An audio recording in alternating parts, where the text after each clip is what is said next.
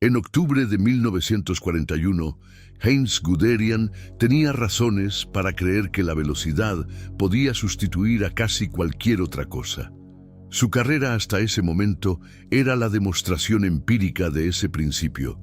Había cruzado el Mosa en 1940, cuando sus superiores consideraban el cruce imposible en esos tiempos. Había avanzado hasta el Canal de la Mancha antes de que el alto mando alemán comprendiera completamente lo que estaba ocurriendo, y en el frente oriental había ejecutado operaciones de cerco de una escala que no tenía precedente en la historia de la guerra mecanizada. La velocidad, aplicada con decisión y sin las interrupciones que los cautelosos siempre encontraban razones para imponer, era el principio organizador de su manera de entender la guerra blindada. Lo que Guderian no había enfrentado antes de octubre de 1941, o no había enfrentado en la forma en que lo haría en las semanas siguientes, era la combinación específica de factores que el sector sur del avance hacia Moscú presentaba. Un terreno que el otoño estaba transformando en barro, una línea de suministro que se extendía cientos de kilómetros sobre ese barro, un enemigo que en ese sector específico resultó ser más capaz de lo que el análisis previo había estimado, y una ciudad que la voluntad de sus defensores convertía en un obstáculo de naturaleza diferente a cualquier posición que sus tanques hubieran intentado rodear o tomar en los meses anteriores. El segundo ejército Panzer de Guderian fue el elemento más meridional del gran movimiento de pinza que la Operación Tifón preveía ejecutar para cercar Moscú desde el sur y desde el norte simultáneamente. Su misión era avanzar hacia el norte, tomar Tula, que era el nodo logístico y ferroviario más importante en el camino hacia la capital desde el sur, y eventualmente girar hacia el este para completar el cerco por ese flanco. Era una misión que, en el mapa, con la autoridad abstracta que los mapas tienen para simplificar lo que el terreno complica, parecía ejecutable con las fuerzas disponibles. Las fuerzas disponibles eran el problema que los mapas no capturaban con suficiente fidelidad. Las divisiones Panzer del Segundo Ejército llevaban más de 3 meses de combate continuo desde el inicio de Barbarroja. Habían recorrido distancias que en términos de desgaste mecánico superaban ampliamente los intervalos de mantenimiento programados para sus vehículos y operaban con un porcentaje de tanques operativos que en algunas divisiones no alcanzaba el 40% de la dotación teórica. El resto estaba destruido por el fuego enemigo, abandonado por averías irreparables en el campo, o esperando piezas de repuesto en talleres de campaña que tenían más trabajo del que podían procesar. La línea de suministro que debía alimentar el avance hacia Tula era el segundo elemento que el optimismo de Guderian tendía a subestimar cuando el análisis preoperacional. Los ferrocarriles soviéticos usaban un ancho de vía diferente al europeo estándar, lo que significaba que cada kilómetro de vía capturada requería conversión antes de poder ser usado por los trenes alemanes. Un proceso que los ingenieros ferroviarios de la Wehrmacht ejecutaban con notable eficiencia, pero que seguía siendo más lento que el ritmo de avance que Guderian planeaba. El resultado era que la cadena de suministro dependía de camiones en los tramos donde el ferrocarril convertido no había llegado todavía, y los camiones operando sobre los caminos de tierra del sur de Rusia en octubre de 1941 no eran los camiones que los planificadores de la Wehrmacht habían imaginado cuando diseñaron los parámetros logísticos de la campaña. El primer baño de realidad llegó antes de Tula, en el sector de Mtsensk, donde el segundo ejército Panzer encontró algo que sus informes de inteligencia no habían descrito con la precisión que el encuentro requería. La cuarta división Panzer, que avanzaba como punta de lanza en el sector, fue emboscada el 6 de octubre de 1941 por la Cuarta Brigada de Tanques Soviética bajo el mando del general Mikhail Katukov, con una combinación de T-34 y KB-1,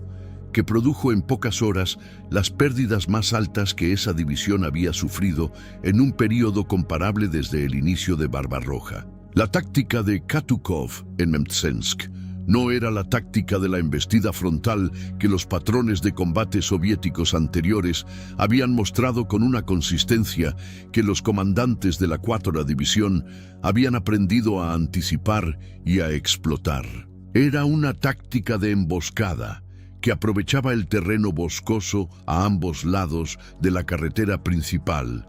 para colocar los T-34 en posiciones desde las que podían disparar contra los flancos de los Panzer alemanes, donde el blindaje era más delgado que el frontal, antes de retroceder y reaparecer en posiciones nuevas que los alemanes tenían que identificar antes de poder responder con efectividad. El teniente Werner Haupt, oficial de la 4ª División Panzer, que sobrevivió a los combates de Mtsensk y que escribió sobre esa experiencia en las memorias que publicó después de la guerra, describió el encuentro con una honestidad que los partes oficiales del período suavizaban. El T-34, que apareció por el flanco derecho, estaba a menos de 200 metros cuando disparó. El proyectil penetró el blindaje lateral del Panzer III a esa distancia sin dificultad visible. Nuestro cañón de 50 milímetros podía penetrar el blindaje frontal del T-34 solo a menos de 500 metros y en ángulo favorable. A 200 metros de distancia lateral, con el T-34 moviéndose entre los árboles, no teníamos el tiempo para ajustar el tiro antes de que se moviera. Era un problema que no habíamos encontrado en esta forma antes. Lo que Haupt describía era la asimetría táctica que el T-34 presentaba en el terreno boscoso de ese sector. Su blindaje inclinado, que hacía rebotar proyectiles que habrían penetrado un blindaje equivalente en vertical, y su capacidad de moverse en terreno donde los Panzer III y Panzer IV tenían más dificultades. Katukov explotó esas ventajas con una inteligencia táctica que el Estado Mayor soviético anotó cuidadosamente como ejemplo de cómo usar el T-34 de manera que maximizara sus fortalezas y minimizara sus debilidades. Los combates de Mtsensk retrasaron el avance del segundo ejército Panzer hacia Tula más de lo que Guderian había previsto. No lo detuvieron, porque la presión que la 4ª División Panzer podía ejercer con apoyo de artillería eventualmente obligó a Katukov a retroceder para evitar el cerco que los flancos alemanes amenazaban. Pero el precio del avance, medido en tanques destruidos, en tiempo consumido y en el desgaste adicional que las batallas de desgaste producían en vehículos ya al límite de sus capacidades mecánicas, era un precio que la aritmética logística del segundo ejército Panzer no podía absorber indefinidamente. Tula era el objetivo que la geometría del avance hacía imprescindible. No porque la ciudad tuviera el peso simbólico de Moscú ni la importancia industrial de Leningrado, aunque sus fábricas de armamento eran reales y su valor como nodo ferroviario era significativo, sino porque Tula estaba en el camino y un ejército que avanzaba hacia el norte, hacia Moscú, con la misión de cerrar el cerco por el flanco sur, no podía dejar una ciudad de ese tamaño en posición de cortar sus líneas de suministro desde la retaguardia. El general Vasily Shavoronkov, que coordinó la defensa de Tula desde los primeros días de octubre, organizó esa defensa con los medios que la ciudad podía proporcionar más, los que el mando soviético pudo enviar antes de que el cerco se completara. Los medios que la ciudad podía proporcionar incluían algo que la mayoría de las ciudades en la trayectoria del avance alemán no tenía en esa concentración: Trabajadores de las fábricas de armamento que conocían íntimamente las armas que producían y que en muchos casos tenían formación militar básica de los programas de defensa civil que el régimen soviético había implementado en los años anteriores. Los obreros de las fábricas de Tula, que se incorporaron a los batallones de trabajadores de la defensa de la ciudad, no eran soldados en el sentido en que ese término se aplica a la infantería de línea con entrenamiento completo y cadena de mando establecida. Eran hombres con conocimiento práctico de las armas que manejaban, con motivación que la defensa de su propio espacio laboral y familiar producía, y con la ventaja de combatir en un terreno que conocían mientras el atacante lo reconocía por primera vez. Esas características, combinadas con las posiciones defensivas que los ingenieros militares soviéticos habían comenzado a construir alrededor de la ciudad, hacían de Tula un objetivo diferente de lo que la docena de ciudades soviéticas que el segundo ejército Panzer había tomado o bordeado en los meses anteriores había representado. Las primeras tentativas alemanas de tomar Tula por movimiento rápido, sin el asentamiento defensivo que un asedio formal habría requerido, fracasaron en los días finales de octubre con pérdidas que los diarios de la Tercera División Panzer y de la División Infantería Motorizada Großdeutschland documentan con la consistencia de quien repite la misma experiencia desde ángulos ligeramente diferentes. Los accesos a la ciudad estaban cubiertos por artillería antitanque en posiciones que aprovechaban los edificios industriales de la periferia como cobertura y observatorio. Los tanques que avanzaban por las carreteras que llevaban al centro encontraban campos de minas que los zapadores soviéticos habían sembrado durante las semanas previas. Y la infantería que intentaba flanquear las posiciones de artillería antitanque encontraba a los batallones de trabajadores en posiciones de fuego que el conocimiento del terreno hacía más efectivas de lo que su nivel de entrenamiento habría sugerido. Guderian decidió no gastar sus recursos en un asedio que podía extenderse semanas.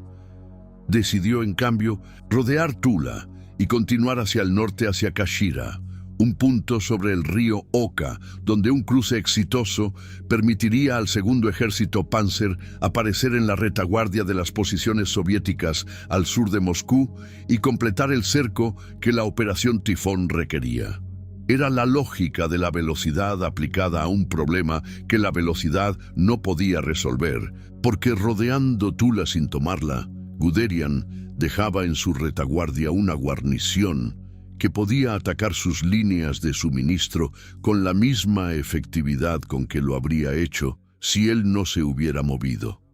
El avance hacia Kashira en noviembre de 1941 fue el capítulo más revelador de lo que los críticos posteriores llamarían la aventura de Guderian. El término aventura no era un elogio en el vocabulario de los historiadores militares alemanes de posguerra que lo aplicaron a esa operación. Era el diagnóstico de un exceso de confianza que había llevado a comprometer fuerzas en un objetivo operativo sin los medios logísticos que ese objetivo requería para ser alcanzado y sostenido. Las temperaturas en el sector a finales de noviembre de 1941 habían caído a -20 y en algunos días a -30 grados centígrados. Los aceites lubricantes de los motores de los tanques se solidificaban en esas temperaturas hasta el punto de que arrancar un motor requería entre 30 minutos y 2 horas de calentamiento previo con fuego externo bajo el cárter, un procedimiento que en campo abierto bajo fuego intermitente era peligroso y que consumía combustible que el sistema de suministro no podía reponer al ritmo que el uso lo requería. Los sistemas hidráulicos de las torretas se congelaban, dejando los cañones inmovilizados en la posición en que habían quedado la noche anterior. Y los hombres que tenían que realizar esas operaciones de mantenimiento al aire libre perdían la sensibilidad en las manos en minutos, haciendo que el trabajo mecánico que habría tardado 20 minutos en temperatura ambiente tardara 1 hora en condiciones de menos 25 grados. La avanzada del 17º Cuerpo Panzer, que llegó a las inmediaciones de Kashira el 25 de noviembre de 1941,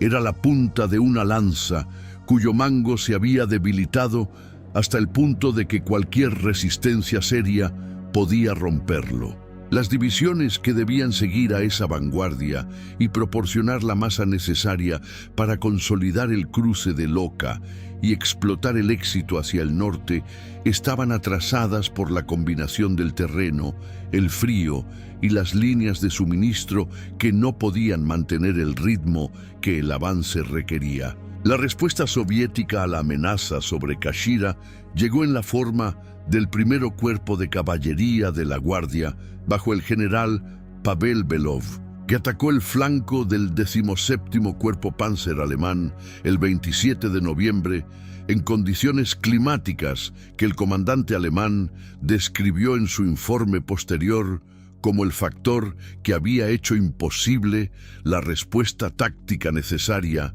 para contener el contraataque. La caballería de Belov operaba en nieve que tenía entre 40 y 60 centímetros de profundidad en los campos abiertos, lo que era un obstáculo para sus movimientos, pero un obstáculo considerablemente menor que el que esa misma nieve representaba para los vehículos mecánicos alemanes, con sus sistemas de suspensión diseñados para terreno europeo central.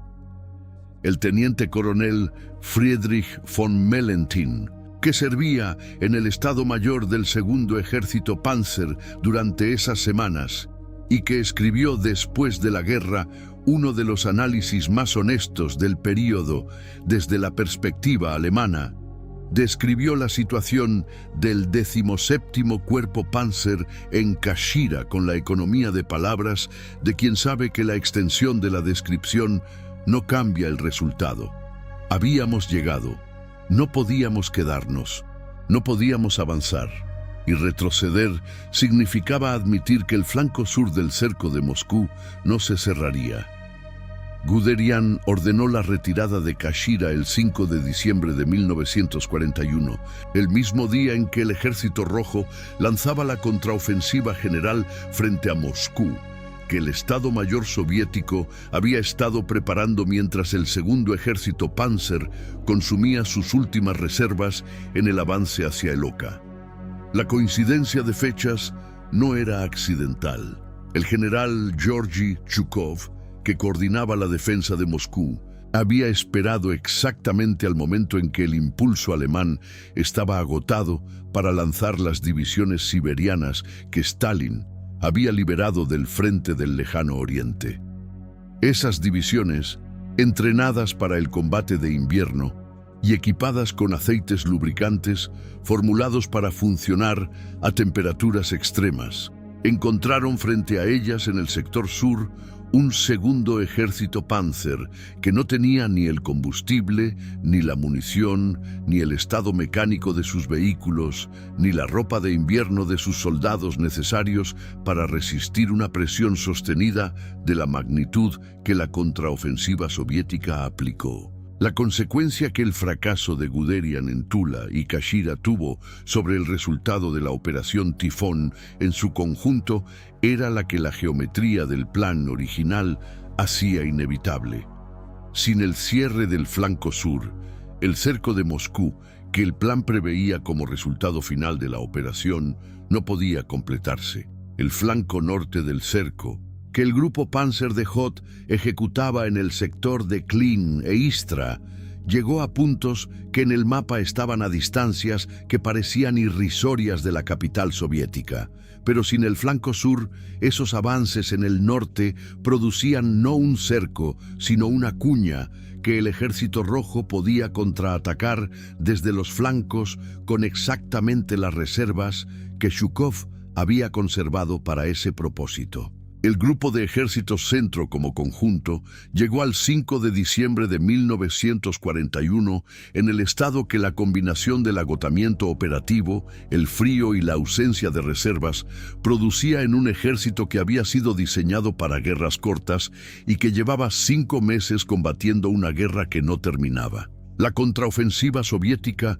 encontró ese estado y lo explotó con una consistencia que obligó al grupo de ejércitos Centro a una retirada que en algunos sectores amenazó con convertirse en el tipo de colapso que en el frente occidental habría significado la rendición, pero que en el frente oriental significaba simplemente la muerte de los que no podían retroceder suficientemente rápido. La aventura de Guderian en Tula y Kashira no fue la causa única del fracaso de la Operación Tifón.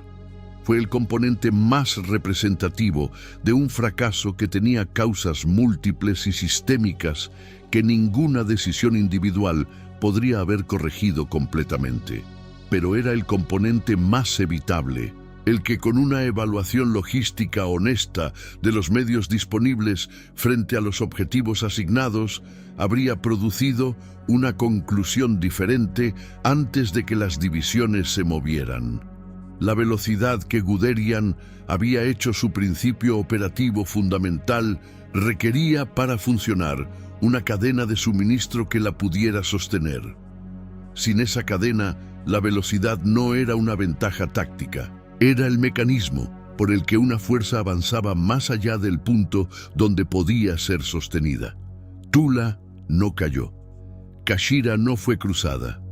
La pinza sur de la Operación Tifón no se cerró. Y Moscú, que en octubre de 1941 había aparecido al alcance de los binoculares de los oficiales más avanzados del grupo de ejércitos Centro, siguió siendo soviética en la primavera de 1942, cuando el frente se estabilizó en posiciones que el mapa de junio de 1941 habría hecho parecer impensables como resultado de todo lo que la Wehrmacht había hecho en esos meses. El archivo del fracaso de Guderian es el archivo del principio que no tiene límites, que la velocidad puede sustituir a la logística, que el impulso puede compensar la falta de recursos, que la voluntad de avanzar es suficiente cuando los medios materiales de hacerlo sostenidamente ya no existen. Tula demostró que no. El coste de esa demostración lo pagaron las divisiones del Segundo Ejército Panzer en el invierno de 1941, y lo pagó el grupo de ejércitos Centro en la imposibilidad de cerrar el cerco que habría cambiado el resultado de la guerra en el este.